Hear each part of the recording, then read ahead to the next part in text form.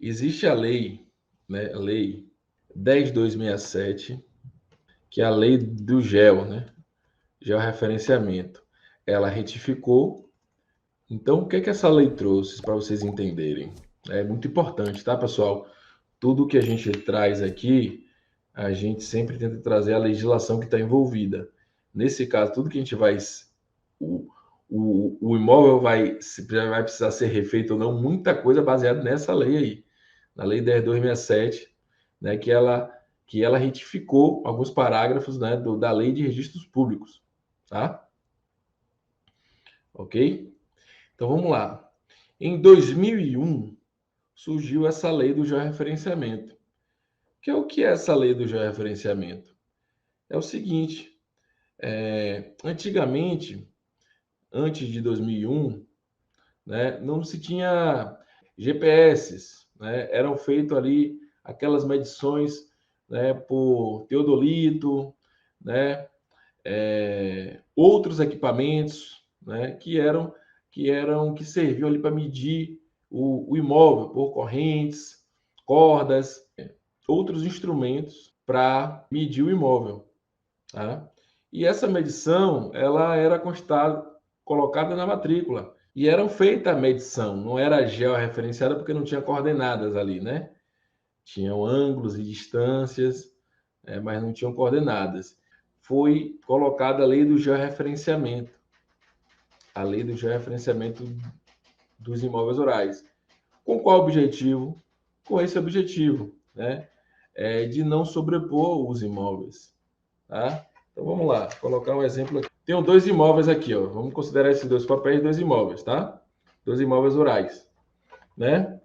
No antes do georreferenciamento, o cara mediu o imóvel lá, não era aquele polígono, não tinha uma coordenada, né, para ele. Era só ângulos e distância. O imóvel tinha uma forma, né? Quando tinha, mas não tinha coordenadas. Né? Com a lei do georreferenciamento, colocou a possibilidade dos equipamentos GPS,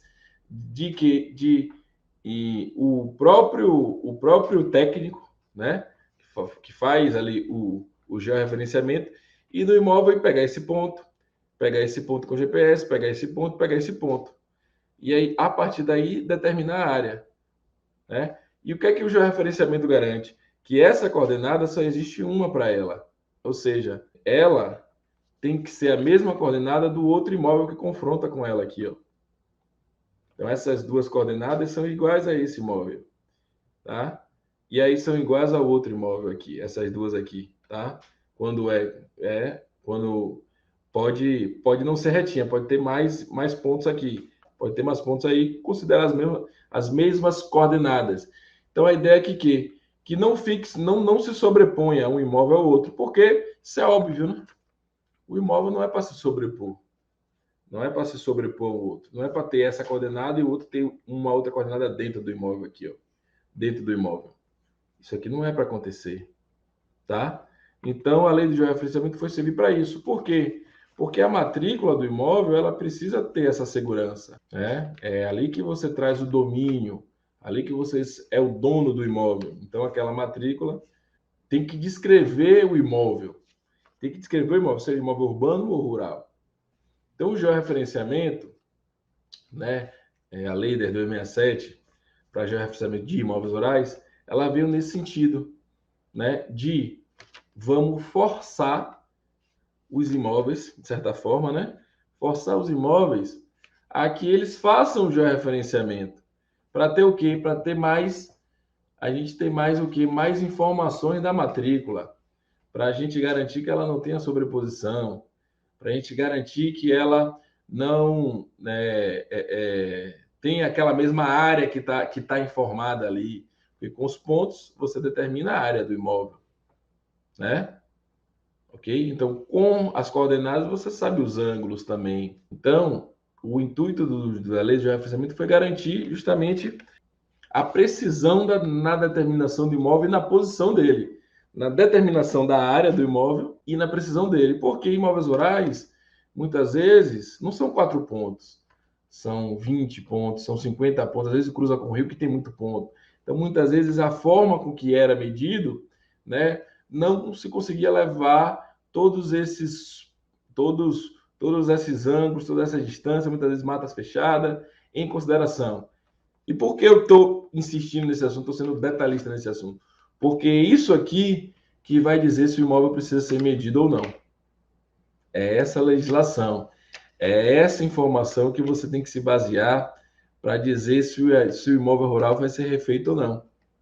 Então, eu poderia terminar esse bate-papo dizendo isso, de os imóveis que foram medidos, né, que foram medidos de acordo com a Lei 10.267, de acordo com o manual do INCRA, e além do georreferenciamento feito, o imóvel foi certificado junto ao INCRA, esses imóveis não precisam de medição, se não houver qualquer, tá? Bom deixar claro, se não houver qualquer alteração no perímetro do imóvel. Se houver qualquer alteração no perímetro do imóvel, tem que se medir novamente. Ok? Primeiro ponto, né? Se houver qualquer alteração no perímetro do imóvel, tem que ser medido novamente. Ou então incluído aquela área, né? Já houve só uma alteração nessa parte aqui, precisa medir o imóvel todo de novo? Não. Se você vai incluir alguns pontos ali, né? Não precisa medir o imóvel todo de novo, você só vai juntar aquela parte que já foi medida com a nova parte. Mas vai precisar retificar a área, vai precisar atualizar todos os cadastros, vai precisar de um novo combo rural.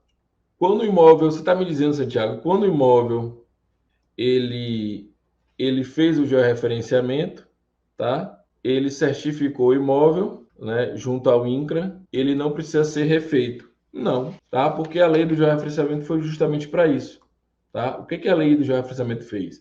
Desde 2001, colocou prazos para os imóveis rurais grandes, os imóveis de 10 mil hectares, 20 mil hectares, 5 mil hectares, né, 1.000 hectares. Para quê?